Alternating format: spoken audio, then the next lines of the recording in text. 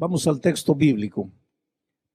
Levíticos capítulo 17, versículo 11. Dice así: porque la vida de la carne está en la sangre, y yo os he dado la sangre para hacer expiación sobre el altar por vuestras almas. Y la misma sangre hará expiación de la persona. En el versículo 14 encontramos otra cosa interesante, porque la sangre de la vida está, porque la vida de toda carne es su sangre. Por tanto, he dicho a los hijos de Israel, no comeréis la sangre de ninguna carne, porque la vida de toda carne es su sangre. Pero en el versículo 11 que yo leí, además de decir que la vida de un ser está en su sangre, dice que Dios dio esa sangre, yo os la he dado para hacer expiación sobre el altar de vuestras almas, y la misma sangre hará expiación de la persona. Muy bien, ¿cuál es el mensaje que Dios quiere enseñarnos esta noche? En primer lugar, no es el hecho de que el que ama a Dios no debe comer sangre. Claro que no debe comer sangre, está claro ahí, dice, si la sangre de un ser está, si la vida de un ser está en su sangre, él dice, y tú quieres cuidar tu cuerpo, quieres cuidar tu salud, quieres vivir bien, no comas la sangre de un animal. Es claro. Y no es porque Dios sea un Dios arbitrario que dice que te quiere, ay, pero tan rica la sangre frita. Pues puede ser rica, todo lo que te hace mal es rico, ¿no? Infelizmente las cosas que te hacen mal no son desagradables. Lo que te hace mal, lo que te perjudica siempre es rico, siempre es delicioso, porque el diablo apela al apetito, apela al placer de la carne. Ahora, cuida tu salud, porque si por la sangre corre todo el flujo de la vida, y naturalmente la sangre contamina y todo, Dios debe tener razones científicas. Yo no soy médico, yo no quiero entrar en el terreno, en el aspecto médico, pero Dios tiene razones cuando dice no comas sangre. Pero ese no es mi tema. El tema es el siguiente. Sangre es vida. Cuando la sangre se derrama, se está derramando la vida.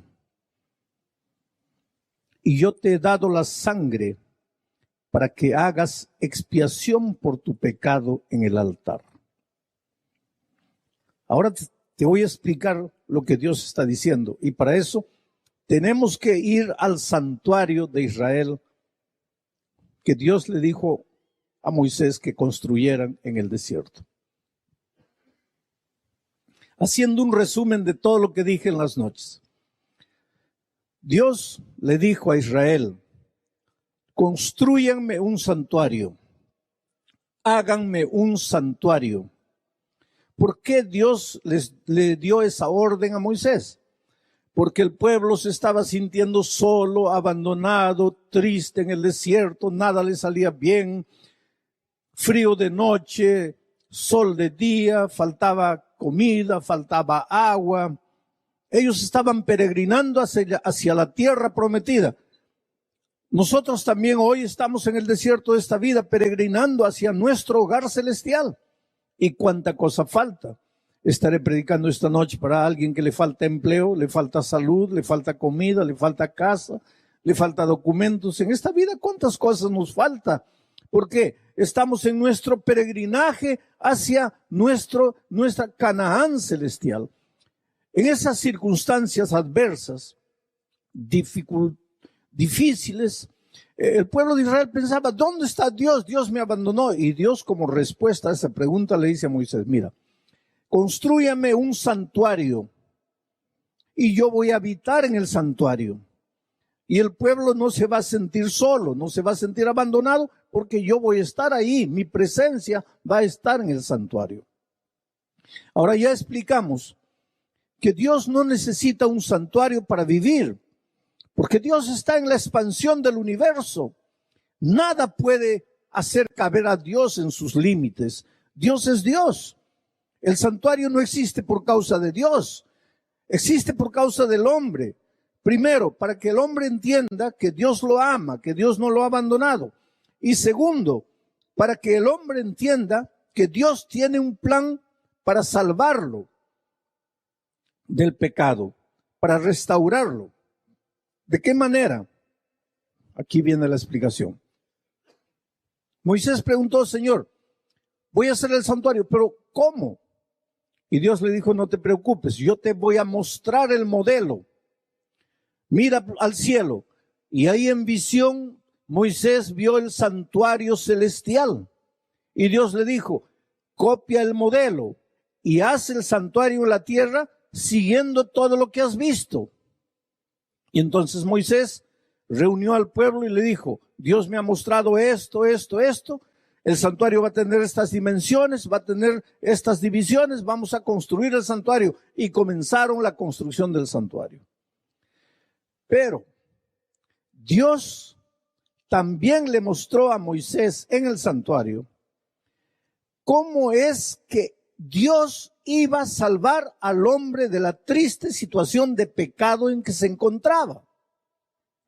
Y para eso le dio a Moisés la orden de los sacrificios. Y esta noche, aunque el tema es un poco difícil, voy a tratar de explicarlo de la manera más simple para que ustedes entiendan.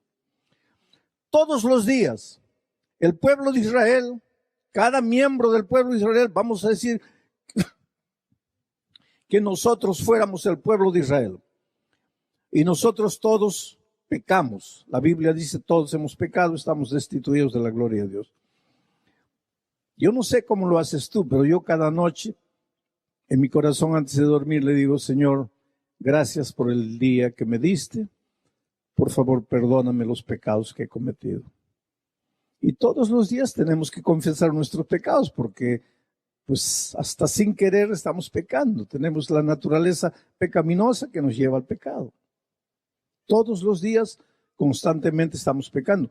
Y hay momentos cuando somos conscientes de un pecado terrible que hemos cometido y nos vamos a un rincón de la casa, a un rincón de la vida por ahí y nos arrodillamos y lloramos delante de Dios y le decimos, Dios mío, he pecado, merezco morir.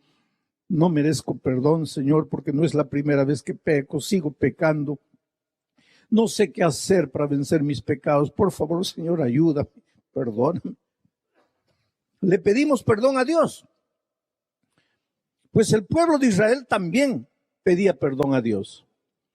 Pero el pueblo de Israel, para pedir perdón a Dios, tenía que ir todos los días al templo llevando un corderito.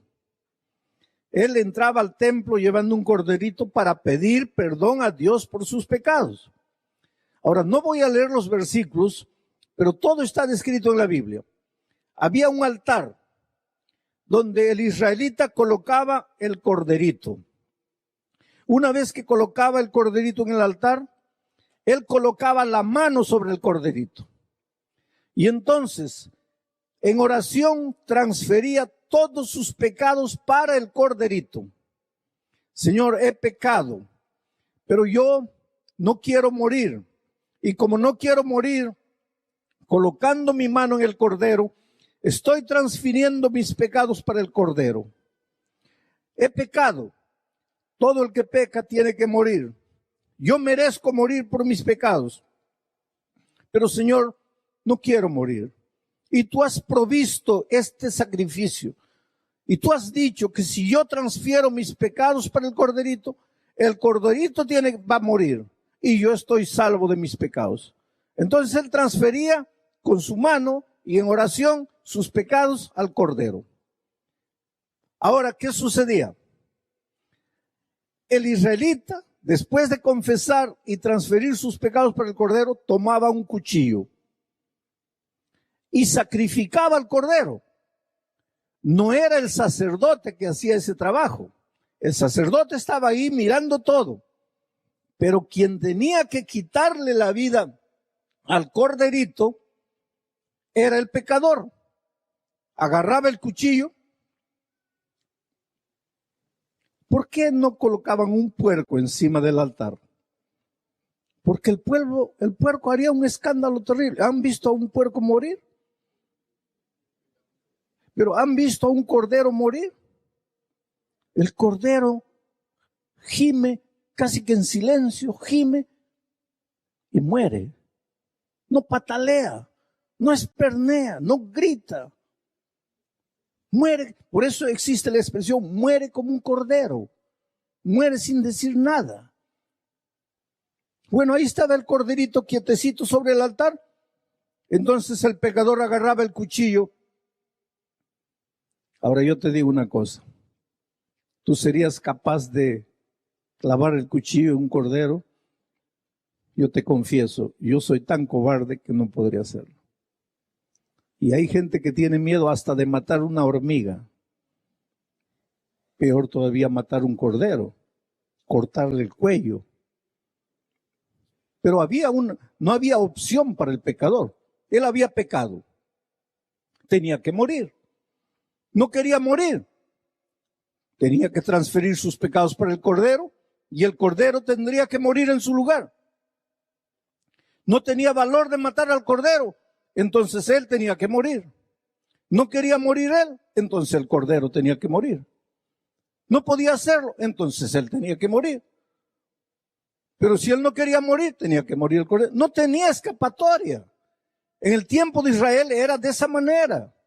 El pecador iba al santuario llevando su corderito, cada uno traía su corderito, era uno por uno, entonces yo entraba, colocaba el corderito en el altar, transfería mis pecados para el corderito, tomaba el cuchillo, sacrificaba el corderito, la sangre del cordero salpicaba el suelo, y entonces venía el sacerdote. ¿Y qué hacía? Mojaba sus dedos en la sangre del cordero y manchaba con la sangre del cordero la parte más alta del altar. O sea, transfería ahora, el pecador transfería sus pecados para el cordero. Ahora, la sangre del cordero simbólicamente estaba contaminada con los pecados del pecador. El pecador estaba limpio ahora, porque todos sus pecados habían pasado por el cordero. Ahora, quien moría en lugar del pecador era el cordero. El cordero estaba cargando el pecado del pecador. El pecador ya estaba libre de sus pecados. El sacerdote mojaba sus dedos con la sangre del cordero y manchaba la parte alta del altar. Y de esta manera, simbólicamente, el pecado del pecador pasaba al santuario y se quedaba en el santuario. El pecado no desaparecía. El pecado desaparecía de la vida del pecador, porque él había transferido sus pecados para el cordero. Pero el pecado quedaba registrado en el santuario y quedaba guardado en el santuario. ¿Hasta cuándo? Ese es un asunto que vamos a estudiar en otra noche, no esta noche. Pero ahora, después que el pecado había sido transferido para el santuario, el pecador ya podía volver para la casa feliz, limpio de sus pecados. Estaba salvo. Ya nadie tenía que condenarlo. Es como si él nunca hubiera pecado. Su vida limpia. Podía volver a la casa alegre, feliz, cantando, levantando las manos. Gracias a Dios estoy perdonado.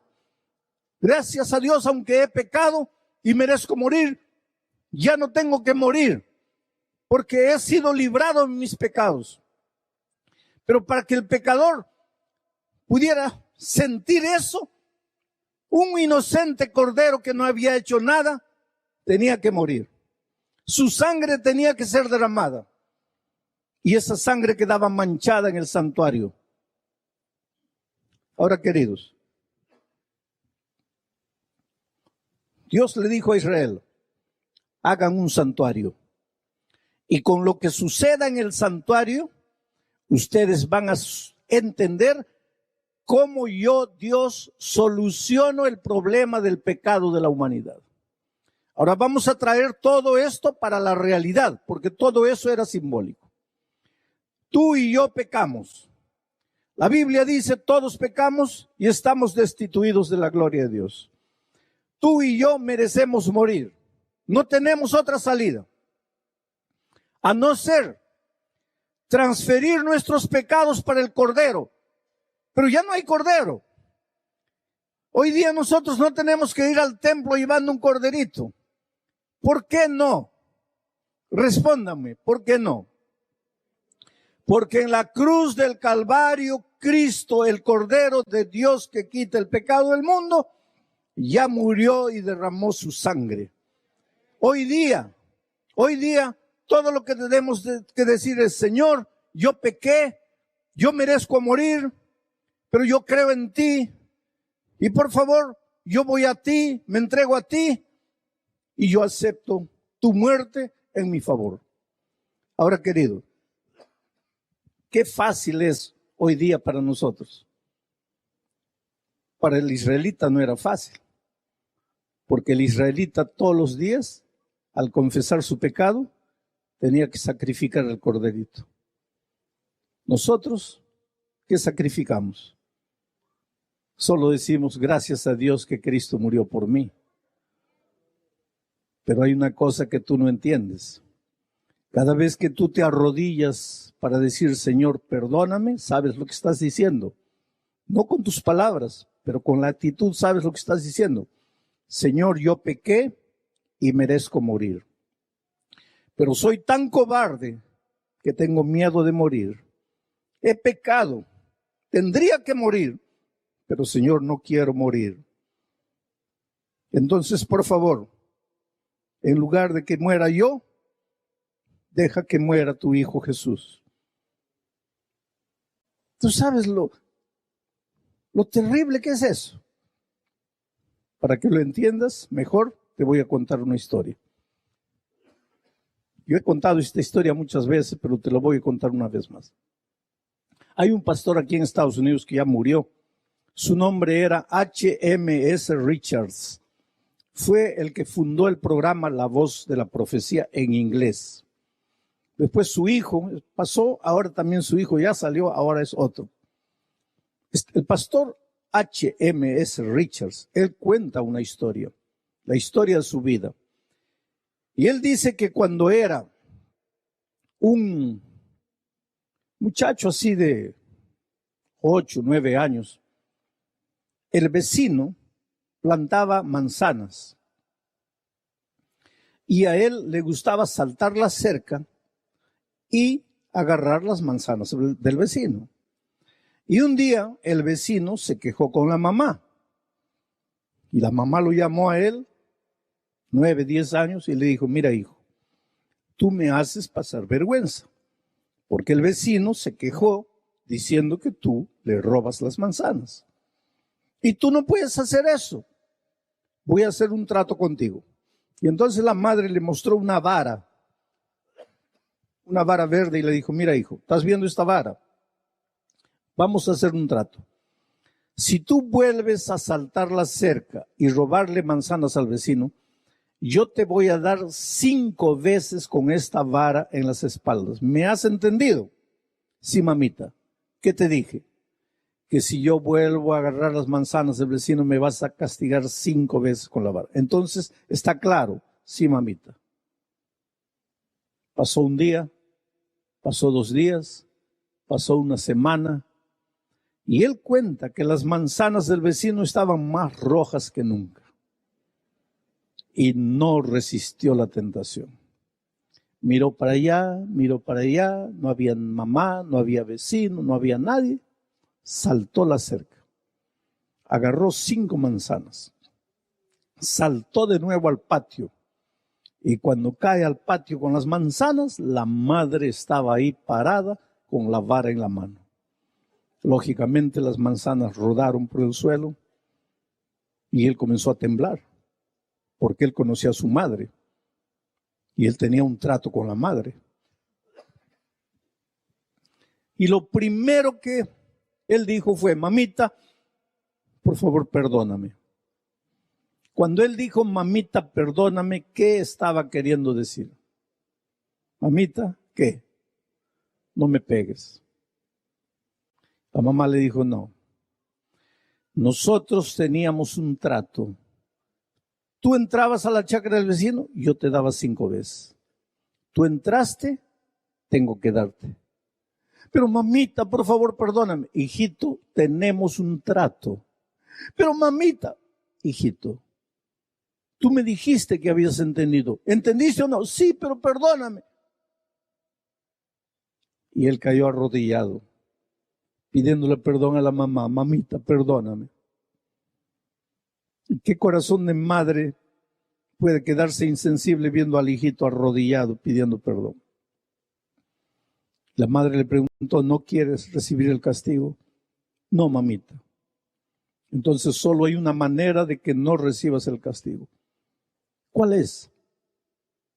En lugar de que yo te dé 5 veces, toma la vara. ¿Para qué? Toma la vara. Sí, pero ¿para qué? ¿Quieres recibir el castigo o no? No, entonces toma la vara. Y él tomó la vara. Y ahora la mamá le dijo, en vez de que yo te dé 5 en las espaldas, aquí están mis espaldas. Tú me vas a dar 5 varazos a mí. Pero hubo transgresión, tiene que haber castigo. Yo te amo, tú transgrediste, ¿no quieres recibir el castigo? Pues yo te amo y no vas a recibir el castigo. Pero alguien tiene que recibir el castigo porque hubo transgresión. Y ya que tú no quieres recibir el castigo, yo voy a recibir el castigo por ti. Y el pastor Richard cuenta que agarró la vara. Y él dice así, hasta aquel momento yo había llorado con las lágrimas de mis ojos. Pero en ese momento yo comencé a llorar con las lágrimas de mi corazón. ¿Cómo podría tener valor de castigar a mi madre por un pecado que yo había cometido? Sabes, querido, Richard no tuvo el valor de golpear a su madre, pero nosotros tuvimos el valor de quitar la vida del Señor Jesucristo, porque alguien tenía que morir. Nosotros pecamos, teníamos que morir. No queríamos morir, alguien tenía que morir. Y ese alguien fue Cristo. Cuando yo era muchacho, niño, mi madre tenía un libro llamado Primeros Pasos. Y en ese libro había el cuadro de la crucifixión. Y yo le preguntaba, mamita, ¿quién es este que está colgado aquí? Y ella me decía, ese es el ladrón malo que no aceptó a Jesús. Y este otro, ese es el buen ladrón que aceptó a Jesús en el último minuto de su vida. ¿Quién es este del medio? Ah, hijo, él es Jesús que murió por nuestros pecados. ¿Y quiénes son estos que están abajo? Y mi madre se ponía brava, ¿sabes? Y me decía, ah, hijo, esos de abajo, esos son los malditos soldados que mataron a Jesucristo. Y durante años yo crecí pensando que habían sido los soldados que mataron a Cristo.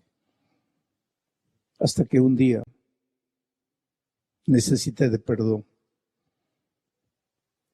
Y me arrodillé. Y le dije a Dios, Señor, perdóname. ¿Qué le estaba diciendo? He pecado y merezco morir, pero no quiero morir. Entonces Dios me mira y dice así, ¿no quieres morir? No, pero es pecado. Sí. ¿Sabes que mereces morir? Sí. ¿Sabes que la paga del pecado es la muerte? Sí. ¿Y has pecado? Sí. ¿Y no quieres morir? No. Entonces solo hay una manera de que no mueras. Vas a tomar ese martillo y ese clavo y vas a clavar a mi Hijo Jesucristo en la cruz. Richard no tuvo el valor de castigar a su madre, pero tú y yo tuvimos el valor de clavar al Señor Jesucristo en la cruz del Calvario. Tú no lo entiendes, pero el israelita lo entendía. Porque cuando el israelita tomaba el cuchillo y veía aquel inocente animalito, y él levantaba la mano y decía: ay, Dios mío, este cuchillo tiene que ser clavado aquí, pero soy tan cobarde que no quiero, no puedo. Y clavaba el cuchillo en el inocente que no había hecho nada. Eso es lo que hacemos todos los días con Cristo. Quien pecó somos nosotros. Tendríamos que morir, y no es la muerte instantánea, es la muerte lenta todos los días. Hogar destruido, vida financiera destruida, hijos destruidos, valores destruidos, metidos en los vicios, en la miseria, en las desgracias de la vida.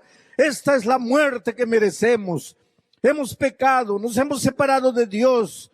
Esta es la condenación que merecemos. No hay salida para nosotros a no ser que alguien muera por nosotros. Y ese alguien es Cristo. Y vamos a Él. Y Isaías dice: como un cordero fue llevado al matadero, y como una oveja muda delante de sus trasquiladores, enmudeció y no abrió su boca. Jesús te ama, te ama, te ama. No hay nada en la vida que puedas haber hecho que no tenga perdón. Y si estás sufriendo en este momento es porque estás muriendo la muerte que el pecador merece. Y hay solo una salida para ti. Devuélvete a la vida. Acepta a Jesucristo como tu Salvador. Deja que su muerte te sirva. No tienes por qué seguir sufriendo. Jesús ya sufrió por ti. Ven a Jesús, entrégale tu vida. El otro día yo estaba dando clases para pastores en San Pablo. A la hora del almuerzo, yo me dirigía al comedor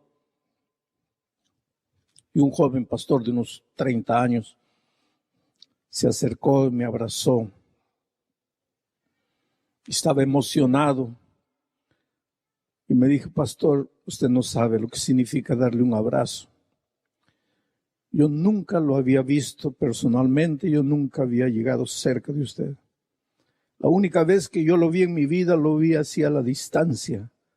Y le estoy hablando del Gimnasio Deportivo Ibirapuera en San Pablo. 20,000 personas llenaban el estadio aquella noche. Yo era un joven drogadicto. A los 18 años abandoné la casa de mis padres. Me hundí por completo en el mundo de las drogas.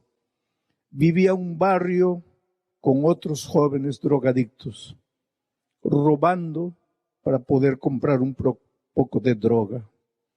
A los 20 años de edad, 2 años después que había abandonado mi casa, yo era una piltrafa humana. Yo era basura. Yo no era nadie. 20 años. Esa edad para empezar a vivir mi vida ya estaba llegando al fin. Hasta que una noche de agosto del año 1987, yo entré al gimnasio Ibirapuera porque la puerta estaba abierta. Porque vi mucha gente entrando y me senté allá en las galerías y usted entró para predicar y habló de Jesucristo. Usted dijo que Jesucristo me amaba. Oh, pastor, nadie me amaba. Yo mismo no me amaba. Usted dijo que yo merecía morir, pero que si le entregaba mi vida a Jesucristo, Él cargaría sobre sí todos mis pecados. Y yo creí en su palabra. Y cuando usted dijo, lo único que Jesús no puede hacer por ti es traerte aquí adelante por la fuerza, yo me levanté. Y vine corriendo, pisando a la gente, porque yo estaba arriba. Y llegué adelante. Estaba así, una basura, acabado, destruido, viviendo 2 años con los drogadictos, perdido, sin perspectiva. Pero en medio de mi mente así, oscurecida por las drogas, yo entendí que el Espíritu de Dios me estaba diciendo, hijo, yo te puedo hacer de nuevo. Estás muerto, estás destruido, eres un paralítico, eres un cadáver, pero yo te puedo hacer de nuevo. Y yo creí, y yo me entregué a Jesús aquella noche. Y después vino mucha gente y usted hizo una oración. Y después dijo así, ustedes son hombres y mujeres nuevos. Vayan para la casa. Mañana es otro día. El sol va a brillar de nuevo. Olvídense del pasado. Cristo ya murió por sus pecados. Ya no hay condenación para ustedes. Y yo salí. Mi cuerpo estaba igual. Mi cabello estaba igual. Mi apariencia estaba igual. Pero mi corazón ya no estaba igual. Y caminé por las frías calles de San Pablo, 1 hora, 2 horas, 3 horas, 4 horas, hasta que sentí que el efecto de la droga ya había desaparecido completamente de mi cuerpo. Caí, me arrodillé, lloré, pedí perdón a Dios. Y debería ser 3, 4 de la mañana cuando me levanté. Y después de 2 años volví a la casa de mis padres. Y toqué el timbre. Y mi padre asomó por la ventana y miró a un extraño pordiosero. Preguntó, ¿quién es? Y yo levanté los ojos. Le dije, papá, soy yo. Mi padre casi sufre un infarto. Dio un grito. Querida, nuestro hijo está aquí. Vinieron los dos corriendo. Me abrieron la puerta. Yo estaba sucio, inmundo. Ellos me abrazaron, me besaron. Me dijeron, hijo, te hemos buscado durante 2 años. ¿Dónde has estado? Y yo les dije, papá, mamá, yo estaba muerto. ¿Cómo muerto? Pero esta noche resucité. He encontrado a Jesucristo en mi vida. Mi mamá me dijo, hijo, ¿estás borracho? ¿Estás drogado? No. ¿De qué Jesús hablas? He encontrado a Jesucristo. Él me ha cambiado. Él me ha hecho un hombre nuevo. Por eso estoy aquí. Esa noche, él volvió al estadio llevando a los 2 padres. Algunos meses después, los 3 se bautizaron. El siguiente año, él fue a terminar el curso secundario. 2 años después, fue a la universidad. Se graduó en el curso de teología. Ahora me dice, mirándome, pastor, la única noche que yo lo vi fue aquella noche en el Riviera afuera. Y es ahora pues estar cerca de usted para decirle que yo en este momento soy un pastor, así como usted es. ¿Qué poder tiene Jesús? Que entras a un lugar como este con tu vida hecha pedazos. Entras porque alguien te invita, porque alguien te llama. Entras sin perspectivas, tu hogar deshecho, tus valores, tu historia. Entras sangrando, entras con tus emociones perturbadas, con tu corazón lleno de rencor, lleno de odio, lleno de resentimiento. La amargura invade tus días, pero entras y de repente te encuentras con Jesucristo. Y entiendes que mereces morir, pero entiendes que Cristo murió por ti. Y entiendes que ya no necesitas seguir vagando en la vida sin esperanza. Hay esperanza para ti. Pero Jesús no puede hacer nada por ti a no ser que tú te entregues, a no ser que tú te rindas.